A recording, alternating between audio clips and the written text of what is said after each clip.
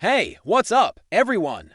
Welcome back to the channel, your go-to spot for breaking down the hottest tech drops with that unfiltered hype you can't get enough of. I'm your host, and today, today we're going all in on the iPhone 17 Pro. Yeah, Apple's 2025 flagship that's straight up being hailed as the most advanced iPhone ever built. If you're an Apple diehard, a mobile gamer, or just someone who geeks out over bleeding-edge gadgets, buckle up. This review is going to be a marathon, packed with every nitty-gritty detail you need. We're talking like we're chilling on the couch, me walking you through this beast step by step. Ready? Let's dive right in.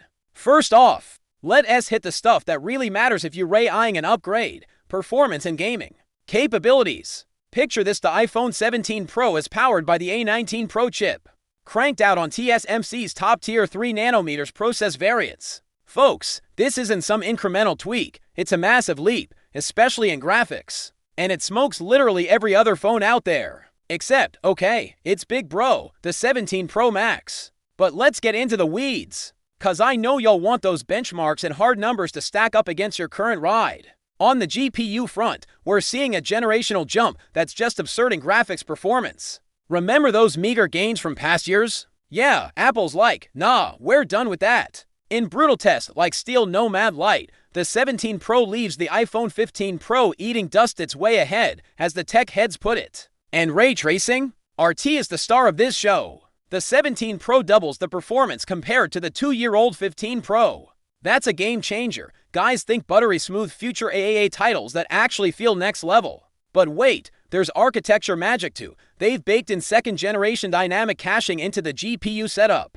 What does that do? It boosts GPU occupancy for those heavy workloads, especially RT-heavy ones. Not just engineer jargon, this translates to real-world wins in demanding games. Oh, and the neural accelerators right in each GPU core? That's Apple's take on NVIDIA's Tensor cores. Third-party ML apps like MLC Chat? They run about 50% faster, pumping out way more tokens per second.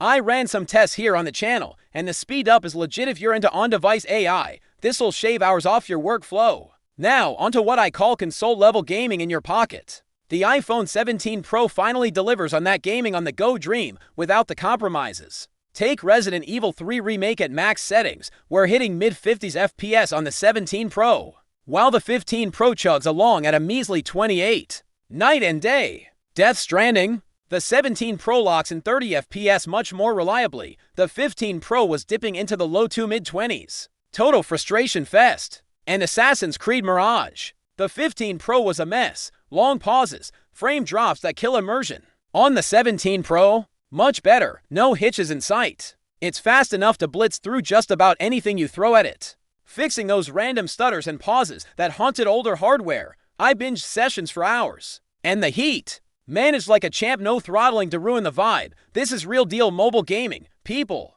And it doesn't stop there. The iOS 26 rolls in with the Metal Effects performance overlay.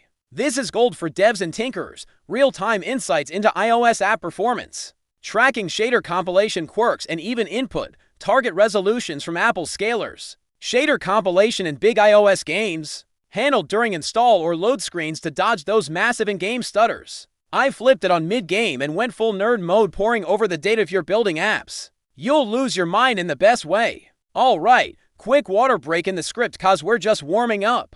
Shifting gears to design, thermals, and durability. The iPhone 17 Pro rocks an all-new design that's got some controversial trade-offs, ending up noticeably thicker and heavier. But hold your pitchforks, let's unpack why. It's all about sustaining that beast mode performance without melting. Build-wise, they ditched the titanium frame for a milled aluminum unibody. Aluminum softer, sure, but it packs higher thermal conductivity for killer heat dissipation. Inside, there's a small vapor chamber sucking heat off the chip like nobody's business. The payoff: the 17 Pro handles substantially higher thermal loads than any prior iPhone. Under sustained stress tests, it topped out at about 40 to see the lowest max temp I've seen on a smartphone this year. No more hand fry during marathon sessions. Ergo-wise, the rounder, softer edges make it a dream to hold caseless. I gripped it for hours and it felt premium. That massive camera bump spanning the full width doubles as a handy finger rest. Smart, right? Displays a 6.3-inch ProMotion panel up to 120 Hz, cranking 3000 nits peak outdoor brightness. You'll see every pixel in direct sunlight, zero glare drama. Durability? Ceramic Shield 2, the toughest glass Apple's ever slapped on an iPhone. Light scratches. Holds up to level 7, deeper ones only at 8, a step up from the usual 6-7 split. Toss in a fresh anti-reflective coating, and it's built to survive your chaos. Next up, the section that ends battery anxiety forever, battery and charging. That extra bulk let Apple stuff in a much larger battery. The SIM-only version, 30% more capacity over the 15 Pro. Endurance. Stellar. The 17 Pro Max clocks 26 hours of continuous streamed video, and in real-world heavy use like non-stop gaming, it sails through a full day. I pushed it hard in tests, zero sweat. Wired charging jumps to 40 watts across the 17 and 17 Pro lineup, hitting 50% in roughly 20 minutes. Wireless. MagSafe blasts up to 25 watts on the Pros, faster than we've ever seen.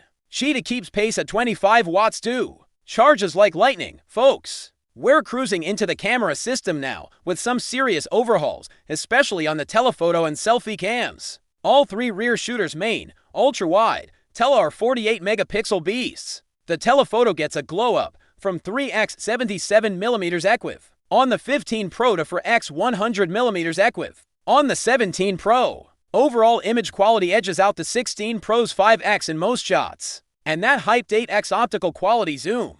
It is a 12MP crop from the 8MP tele-sensor solid results that crushed the 15 Pro's 6x digital zoom, especially in low light where noise takes a hike. But the real MVP, the front-facing camera, hands down the biggest camera upgrade of the year, baked into the whole 17 lineup.